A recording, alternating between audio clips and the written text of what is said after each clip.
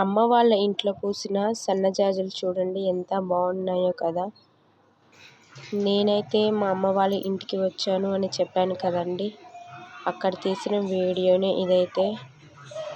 మా ఇంట్లో అయితే పిల్లి ఉంటుందండి, ఇప్పుడు కూడా ఇక్కడే పడుకొని ఉంటుంది. అది దానికి ఎప్పుడు ఏదో ఒకటి పెడుతూనే ఉండాలి.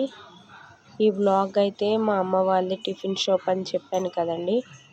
టిఫిన్ షాప్ దగ్గర నుంచి వచ్చినప్పటి నుంచి ఈవినింగ్ అంటే రాత్రి దాకా వాళ్ళు టిఫిన్ షాప్కి కావాల్సినటువన్నీ ఏమేం పనులు చేస్తారు, అదేవిధంగా ఏమి ప్రిపేర్ చేస్తారు అంటే నెక్స్ట్ రోజుకి కావాల్సినటువన్నీ ముందు రోజే ప్రిపేర్ చేసుకుంటారు కదా, అదైతే ఉంటుందండి. ఇదైతే మా టిఫిన్ బండి అన్నమాట, మా అమ్మ వాళ్ళ టిఫిన్ బండి. చూస్తున్నారు కదా, మొత్తం కూడా ఖాళీ అయిపోయి 12:30 కల్లా అయితే వాళ్ళు ఇంటి దగ్గరికి అయితే వచ్చేస్తారు. ఈ బండి అయితే రోజుకి 20 రూపాయలండి. ఈ బండికి నెలకి ఇవ్వాల్సి వస్తుంది. ఇంకా బైపాస్ దగ్గర నుంచి అయితే మా నాన్న నెట్టుకొని వస్తారు. వర్షం పడకుండా ఉండడానికైతే ఆ పట్ట ఉపయోగిస్తూ ఉంటారు, ఎండ తగలకుండా ఉండడానికి. ఇవన్నీ కూడా ఇప్పుడు వంటలు తోమే దగ్గర అయితే వేసేస్తారు. నెక్స్ట్ ఇవన్నీ వేసిన తర్వాత అయితే వాటర్ పట్టుకొని మొత్తం కూడా ఇంకా సామాన్లన్నీ కూడా తోమేసుకుంటారు. కొన్నిసార్లు 3కి అలా చేసుకుంటారండి. నార్మల్గా అయితే అంటులు తోమే ఆమె వచ్చి తోముతారు, కానీ ఆమెకి హెల్త్ ఇష్యూస్ వల్ల రావటం లేదు. అందుకోసమే ఇంకా ఇంట్లో వాళ్ళే అన్ని పనులు చేసుకుంటూ ఉంటారు. ఇప్పుడైతే మా వీధిలో రోడ్లు అయితే చూడండి ఎలా ఉన్నాయో. మా వాకిటి ముందు అయితే బుడదగా ఉంది, మొత్తం కూడా వర్షం పడింది కదా. ఇవన్నీ కూడా చెట్లు అండి, అన్ని రకాల చెట్లు అయితే మా ఇంట్లో ఉంటాయి. మా అమ్మ నల్లేరు పెట్టడం కానివ్వండి, అదే పేకు పడితే తోమడము, గొంతుకు ఈ విధంగా అయితే సిరినాలిక పెట్టడము, అవన్నీ కూడా చేస్తూ ఉంటారు. అన్ని రకాల వైద్యం అయితే వచ్చండి మా అమ్మకి.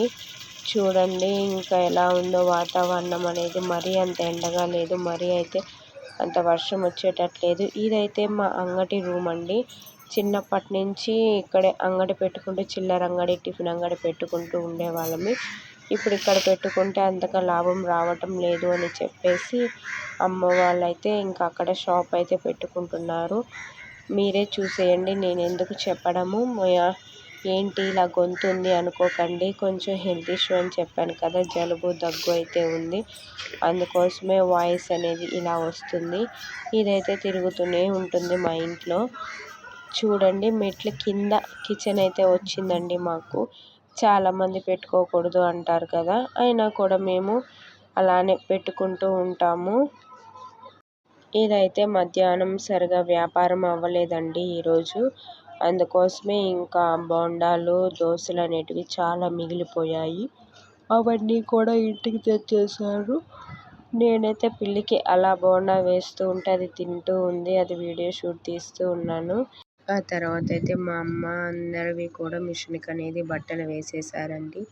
వేసిన తర్వాత అయితే అలా గుంజుతున్నారు. వాళ్ళన్నీ కూడా మిషన్లో వేయరు, తర్వాత గుంజి ఆరేసుకుంటూ ఉంటారు. తర్వాత నేనైతే భోజనం చేసిన తర్వాత అయితే ఈ విధంగా అయితే షూట్ తీశాను. అన్నీ కూడా తోమిన తర్వాత వీళ్ళైతే అంట్లన్నీ కూడా శుభ్రంగా ఆరబెట్టేసుకొని ఎక్కడ తోమిన వస్తువులు అక్కడైతే అంటే అంగటి రూమ్లో అనేది పెట్టేస్తూ ఉంటాము. నెక్స్ట్ రోజుకి వెతుక్కోకుండా ఉంటాయి కాబట్టి.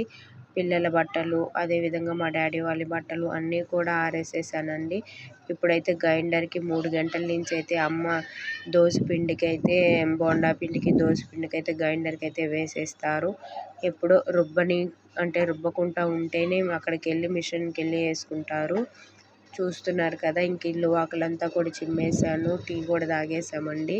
ఆ తర్వాత ఇంకా ఈవినింగ్ టైం వచ్చేసరికి పచ్చిమిరపకాయలు ఇవి వచ్చేసి చట్నీకి, అదేవిధంగా అల్లం పచ్చడికి అయితే ఈ పచ్చిమిరపకాయలని 2 సగాలుగా అయితే అమ్మ కట్ చేసి పెట్టేసింది.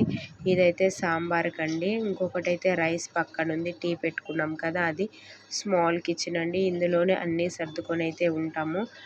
నెక్స్ట్ వచ్చేసి ఇంకా టమోటాలు అయితే కట్ చేసి పెట్టాలి. టమోటాలు అయితే అల్లం చట్నీకి, అదేవిధంగా కారానికి, సాంబార్కి అయితే ఉంటుంది. ఇక్కడ ఉన్న సామాన్లన్నీ కూడా అమ్మ మధ్యాహ్నం నుంచి అన్నీ తెచ్చేస్తారు.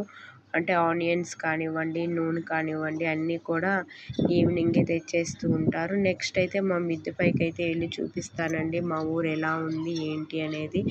ఎప్పుడో పాతకాలం కట్టిన ఇల్లులు కాబట్టి ఇలానే ఉంటాయి. ఇదంతా కూడా మా ప్లేసేనండి. ఇవి బాత్రూమ్స్ పైన ఉన్న రేకులు. అవైతే వర్షం పడకుండా ఉంటాయి. మేమైతే ఇంటి ముందు ఈ విధంగా పెంకులైతే వేయించుకుంటున్నామండి. కొంచెం మోడల్గా ఉంటుంది కదా అనేసి. నెక్స్ట్ అయితే ఫుల్ అయితే మెట్లన్నీ కూడా వర్షానికి అయితే పాచి పట్టేసి నల్లగా అయితే అయిపోయాయి. చూస్తున్నారు కదా మెట్ల మీద వెళ్ళిన తర్వాత అయితే ఎలా ఉంది ఏంటి అనేది అయితే. ఇదంతా కూడా మా ఊరండి. ఇప్పుడు బాగా డెవలప్డ్ అవుతుంది. అంటే మున్సిపాల్లోకి కలిసింది కాబట్టి చాలా బాగా చెట్లు అదేవిధంగా అందరూ కూడా ఇంకా 2 ఇల్లులు 3 ఇల్లులు లెక్కనైతే ఫుల్గా అయితే కట్టేస్తున్నారు.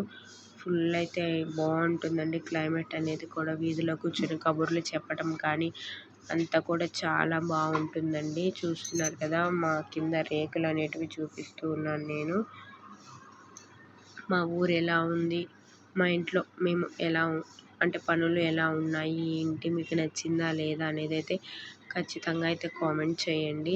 అదేవిధంగా మీరు చూసారో లేదో పిల్లి చూడండి ఇక్కడ వచ్చి నిద్రపోతుంది. అది మా అమ్మ వాళ్ళు మధ్యాహ్నం నుంచి వస్తే మధ్యాహ్నం వస్తుంది. పాలన్నం పెరుగన్నం పెడితే తింటుంది. మళ్ళీ పైకి వచ్చేసి నిద్రపోతుంది. లేకపోతే వాళ్ళ కాళ్ళ చుట్టూ తిరుగుతూ అమ్మ అమ్మ అని పిలుస్తూనే ఉంటుంది. అది ఈరోజు కూడా అలానే చేసిందండి. కొత్తగా ఇదైతే భలే 2 పిల్లలు అయితే వస్తూ ఉంటాయి. ఇదైతే సన్నజాజి చెట్లు అండి. ఇంకా పూలు కోద్దామని అయితే నేను పైకి వచ్చాను. ఒకప్పుడైతే ఇది 5-6 మూరల దాకా పూసేదండి పెళ్లి కాకముందు. తర్వాత వర్షాలు పడడం మొత్తం కూడా పోయాయి కాబట్టి ఇప్పుడైతే మళ్ళీ ఫ్రెష్గా అయితే పూస్తున్నాయి. ఒక మూర దాకా పూస్తాయండి. మనకు అంత టైం లేదు కాబట్టి ముందు వరకు ఉన్నటివైతే కోసుకొని అయితే వెళ్ళిపోయాను నేను. నేనైతే ఇక్కడ ఉండి నేనైతే ఎక్కువ పెళ్ళి కాకముందు అయితే బియ్యం తినేదాన్నండి. బియ్యం తింటూ ఇక్కడైతే పూలు కోసేదాన్ని అనమాట. కాలేజ్కి వెళ్ళే సమయంలో అందరూ తిట్టేవాళ్ళు బియ్యం ఎందుకు తింటున్నావు అని. ఇక్కడ తింటా అయితే ఈ పూలు కోసుకుంటూ ఇదంతా చూస్తూ ఉండేదాన్ని. ఇప్పుడైతే అస్సలకి బియ్యం అనేది తిననండి. ఎందుకో నాకు అప్పుడు అలా అనిపించింది. ఇప్పుడైతే అస్సలకి ఏం లేదు. చూడండి కిందంతా ఎలా ఉందో. అన్ని రకాల చెట్లు ఇక్కడ ఉంటాయి. ఏమి బయట నుంచి మనం కొనాల్సిన అవసరం ఏమీ ఉండదండి.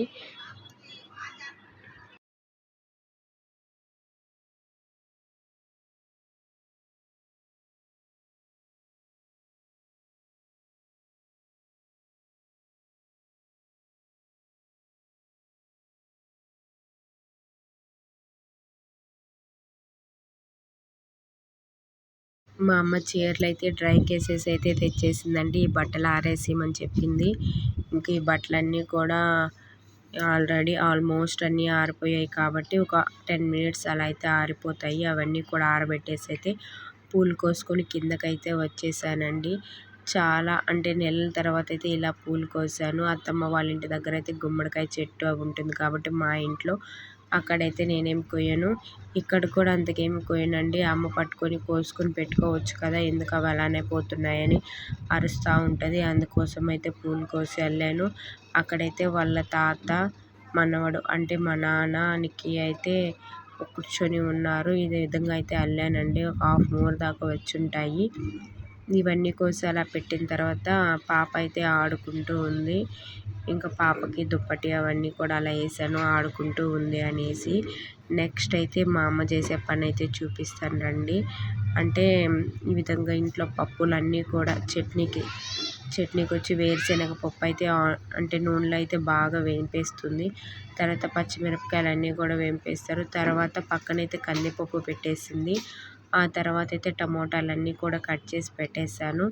ఇవన్నీ కూడా నైట్ మొత్తము అలా చేసి పెట్టేసి 4 గంటలకైతే తెల్లవారుజామున లేసి చట్నీ అయితే గ్రైండర్కి వేసేస్తారు. తర్వాత మినపప్పు అయితే వేసేస్తుంది. నెక్స్ట్ వచ్చి కారానికి అల్లం చట్నీకి అయితే మిక్సీకి వేసేస్తుంది. ఆ తర్వాత అన్నీ సర్దుకొని ఇంట్లోనే ఇడ్లీ పెట్టేసుకొని షాప్కి వెళ్ళిపోతారు. ఇదండి ఈరోజుటి వీడియో. ఈ వీడియో మీకు నచ్చిందని అనుకుంటున్నాను. నచ్చితే ఖచ్చితంగా లైక్ చేయండి, షేర్ చేయండి, సబ్స్క్రైబ్ చేసుకోండి. బెల్ ఐకాన్ని క్లిక్ చేయడం ద్వారా మా నోటిఫికేషన్ అనేది మీ దాకా వస్తుంది. Thanks for watching. బాయ్.